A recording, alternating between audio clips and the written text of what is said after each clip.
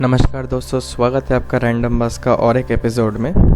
तो यहाँ पे मैं एक इंटरेस्टिंग सा प्रॉब्लम डिस्कस करने जा रहा हूँ जिसको कहते हैं रामानुजन्स इम्पॉसिबल प्रॉब्लम। क्यों ऐसा है हम सब जानेंगे धीरे धीरे, लेकिन पहले मैं बता देता हूँ कि रामानुजन कौन है। ये तो आपको अच्छी तरीके से पता होगा ही। अगर आपको नहीं पता है तो मैंने उसके लिए एक वीडियो बना के रखा है, आप डिस्क्रिप्शन में लिंक दिया हुआ है, आप जाके देख सकते हैं। तो रामानुजन ने 1911 में एक मैथमेटिक्स का जर्नल में ये कुछ प्रॉब्लम्स प्रपोज किए इसका सल्यूशन के लिए। उसमें से एक प्रॉब्लम मैं डिस्कस करूँगा, बाकी सारे थोड़े कॉम्प्लेक्स नेचर का है, लेकिन ये है जो उनका जो तरीका था उसके मेथड से तो थोड़ा टफ होगा क्योंकि वो बहुत ही ज़्यादा इंट्यूशन पे रिलाई करते थे, लेकिन हम उसको थोड़ा अलजेब्रिकली करने का प्रयास करेंगे। तो प्रॉब्लम कुछ ऐसा था। तो आपके पास एक इनफाइनाइट ऐसा आपके पास एक एक्सप्रेशन दे रखा है और पूछा है कि इसका वैल्यू क्या है। बस इतना सा सिंपल एक सवाल है, बेसिक सा देखने में लगता है, लेकिन इसका सल्यूशन मैं बता देता हूँ कोई महीनों तक नहीं निकाल पाए, जबकि वो ही बाद में खुद सल्यूशन निकाल दिए इसका। तो हम एक सल्यूशन देखेंगे रामानुजन के मेथड से नहीं, बल्कि हमारा अपना मेथड से, जो कि काफ़ी ज़्यादा इजी है। और इसके आगे कि मैं इसका सल्यूशन बताऊँ, मैं चाहता हूँ कि आप इस वीडियो को पॉज करके इसको अपने आप से ट्राई कीजिए और देखिए कि सही में आपसे ये होता है या नहीं। तो आ जाता है इसका सल्यूशन में इसको कैसे करना है।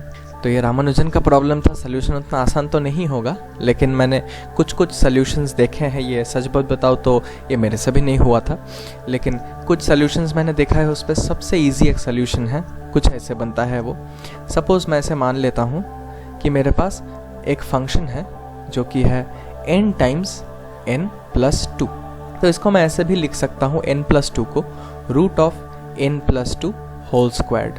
मैं ऐसे लिख ही सकता हूँ क्योंकि n पॉजिटिव है। तो n+2 होल स्क्वायर को अगर मैं एक्सपेंड करूँगा तो ये होगा n² + 4n + 4। अब इस 4 को मैं ऐसे करके लिख सकता हूँ 1 + n² + 4n + 3। तो देखिए दोस्तों, इससे क्या बन जाता है, हम अगर 1 को आइसोलेट कर दे और ये जो n² + 4n, ये अगर टर्म को हम एक्सपेंड कर दे 3n + n की नाम पे, तो ये हमारे पास आ जाता है n+1 टाइम्स n+3। इसी को हम फिर से एक्सपेंड कर सकते हैं। कैसे? 1 प्लस हमारे पास अभी n+1 है और रूट के अंदर हम n+3 का होल स्क्वायर लिखेंगे। तो इसी सेम तरीके से हम इसको कंटिन्यूअली एक्सपेंड कर सकते हैं और ये रिकरिंग है, यही सेम पैटर्न फॉलो करता है, ये आप देख सकते हैं। तो ये होगा n² प्लस, ये असल में इसका जो एक्सप्रेशन होगा वो होगा n² + 6n + 9, लेकिन फिर से हम इसको 1 + n² + 6n + 8 कर सकते हैं और इसी को हम ब्रेक कर सकते हैं n² + 2 times n+2 times n+4। वही हम करेंगे यहाँ पे, होगा 1 + n+2 और यहाँ पे फिर से हमारे पास जो ये n+4 होगा ना, इसको हम फिर से वही कर सकते हैं। इसको ले जाके हम फिर से ये जो n+4 है इसको हम फिर से √n+4 का होल स्क्वायर से कर सकते हैं और ये ऐसा चलता रहेगा। ठीक है, ये ऐसा कंटिन्यूअली इनफाइनाइट तक एक्सटेंड करता जाएगा, जैसे कि आप देख सकते हैं। और ये फंक्शन ऐसे कंटिन्यूड एक इनफाइनाइट फंक्शन है। तो हम इसी प्रॉपर्टी को इस्तेमाल करते हुए हम ये कंक्लूड कर सकते हैं कि n टाइम्स n+2 यह है n टाइम्स √1 + n+1 √1 + n+2 ...